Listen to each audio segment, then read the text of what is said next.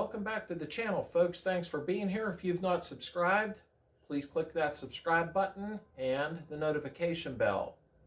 Please leave a comment, and also to my subscribers, thank you. I appreciate you for being here. We've come this far. Now what I got to do is take the flywheel off, take the shims out because I had shimmed the crankshaft end play, and we're going to put a little bit of oil on them 3 shims. You always run 3, put them in, and we're going to install the new rear main seal. So come on, let's go. Okay, first things first, I got to take the flywheel back off. I don't have it torqued completely yet. We'll do that in the end. I got my flywheel lock in position. I probably only have like 50 foot-pound on this. Oh, wow. Okay, spin this off. I got to clean this flywheel up. Remember, when you buy a brand new flywheel, just like a brake rotor or brake drum, spray it with brake clean and clean it off real good. Okay, let's get our flywheel lock back off.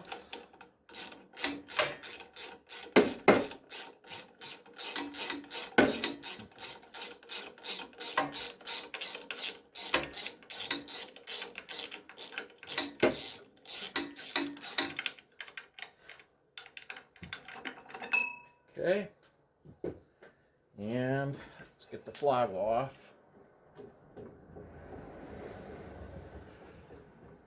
It's almost there. Okay,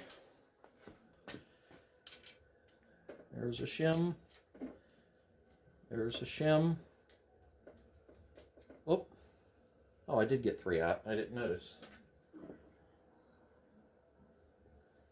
Okay, let's go over to the workbench. So here's your shims that will go in.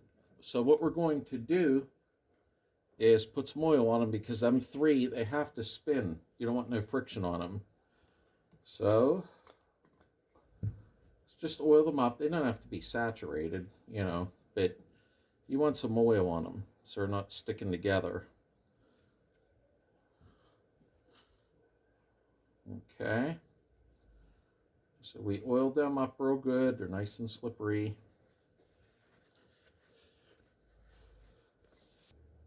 Okay, then send them home. Make sure they're nice and slippery. You got oil on them. Okay, that's it for that. The rear main seal, I bought L-ring because I was told by many of people that's what they use. So I'm going to put some dielectric grease on this so it slides in easy and doesn't hang up anymore. Remember, I say this in all my videos. I'm sure you're tired of hearing it, but when it comes to dielectric grease, it doesn't corrode rubber. So that's what you want to use. That way you don't have to worry. And put some on the inside lip. If you use axle grease or whatever you want to call it, ball bearing grease, it does corrode rubber. So you don't want to use that. Use your dielectric grease. Buy a tube of it. Okay, let me wipe my hands off. Okay, so you're going to take this, put it on there. Oops. You want to get it started at least before you put your tool on or whatever you're going to use. Move the stand. Wow. It does fit tight. Let me try something a minute.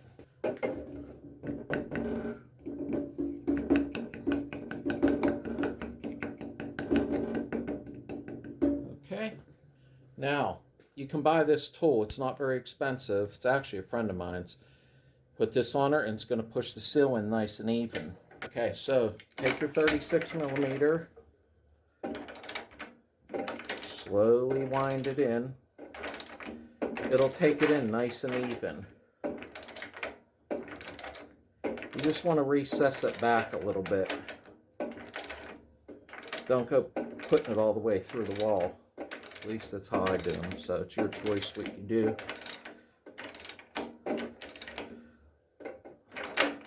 Whoop.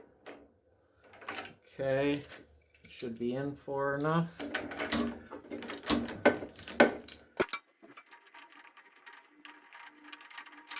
Okay, now make sure everything looks okay. Double check it. Shims are in there, they're oiled up. Okay, that should be good. Here's what I was talking about. Just stick your screwdriver in there and hold it in place while you're cranking the seal in so your engine don't turn around. Okay, so we're going to clean the flywheel up. If you hear that music in the background real loud, they're having a car cruise down the street for me. I didn't go because there's like 10 cars there.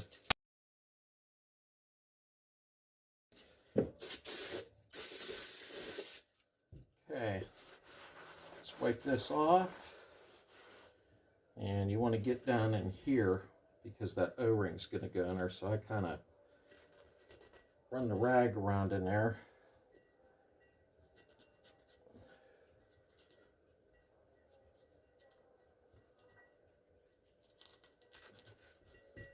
Okay, we can wipe the face of it after it's on the motor. Not a big deal. Okay, come on. Now, we have our little O-ring and it seats inside of here. So, we're going to take just regular oil. I got you so close, it's hard to see. Oil this up a little bit. Let me move this over a minute. Put some oil all around the O-ring so it slips and slides, the whole ordeal. Just regular oil's fine. Okay, we got it all slippy. Bring this back over. You're going to put it inside of here.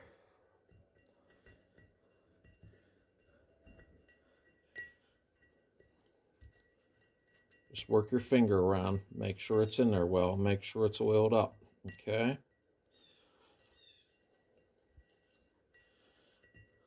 All right, that's seated good. Okay, I'm getting you as close as I can. I'm going to smear just a little bit more dielectric grease around here so everything slips in. I'm even putting some around the crankshaft snout. Don't know why, but I am. I want everything to go smooth when it goes together. Okay. Alrighty. One thing to do too, can you see this? Okay, here. Around this snout here, run some 1200 paper around it very lightly just to give it some gloss if there's any crap on it.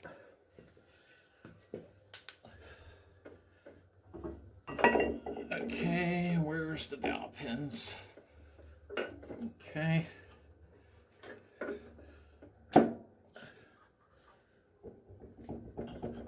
I always walk them on a little bit before you go cranking on that bolt. Make sure the dowel pins are lined up. Okay. Take a crankshaft bolt. Okay. You want to put a little grease in here around these. See inside there? I don't know if I can show you it or not. Like these little pins in there, like needle bearings. You want to grease them up. You can do it after it's on. Clean these threads up really good. Clean them up real nice. I'm going to put a little Loctite on. You don't have to. I'm going to with some blue stuff. Put that in there.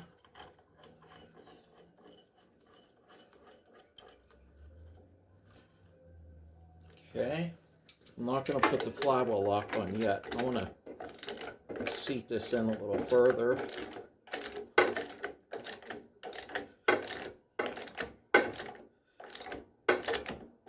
Till I can't hold it. I just want to seat it against the flywheel like that. Okay. Make sure you have your flywheel lock in place. This is going to be 253 foot-pound. Now, if you have an auto stick, I believe they're like 282 foot-pound. I've seen some guys say 216. I'm torquing at 253. Do your research and do what's right for your car. Don't go by my pound torque. I have my bar set. I'm going to put it in there. Flywheel locks on.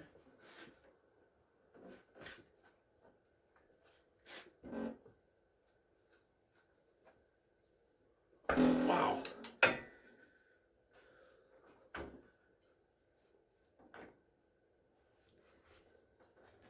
Jeez. Stan wants to move on me. Not getting it, guys. There it is. Wow. That's a lot of foot-pound. Let me do it again. Stand's moving. Can somebody hold this? Here, let me try from this end. Just want to make sure. Nah, no good there. Let me go down here.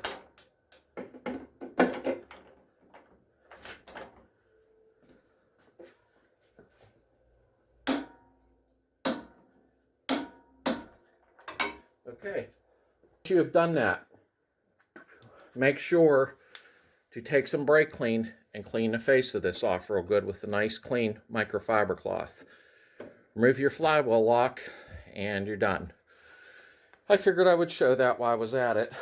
I had borrowed that Torquemeister tour, whatever it's called, from a friend, but it said 225 or 270. There was no 235 on it. So I used my big breaker bar. I'm sorry, my big torque bar. So did that, and that's that in a nutshell. Not too bad, huh? Okay, I am going to show you something real quick here with this tool. Okay, now it does say 225 pounds would be equal to 25 pounds on your torque wrench. 270 pounds would be 30 pounds on your torque wrench. These are nice. Put this on. Make sure the teeth are riding in your flywheel gear evenly. Okay. Put your washer on, your little cotter pin to hold that in place. Okay. You're going to take your torque wrench and you're only going to set it to 25 foot-pound. 11 millimeter socket fits this. Now, your torque wrench is at 25 foot-pounds. This has already been tightened with my big torque wrench. As you watched, all you do is turn that. Let me move you back.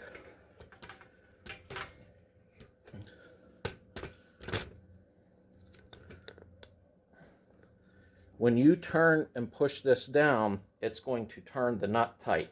But some type of leverage system with this Torquemeister or Torquemaster, whatever it is, 25 foot-pound here is 225 foot-pound there. Now, I am sure that's fine. I went to the 253 because I got nervous. So, pretty cool tool. And you can use it also on your rear brake jumps. And that would be torqued 30 foot-pound on this would be 270, I believe. Yeah, 270 on the tool. Okay, folks, so that's it. We accomplished putting the new rear main seal in to show you how it goes in and torquing the flywheel. If you have any questions, leave them in the comments below. If not, we'll see you on the next trip.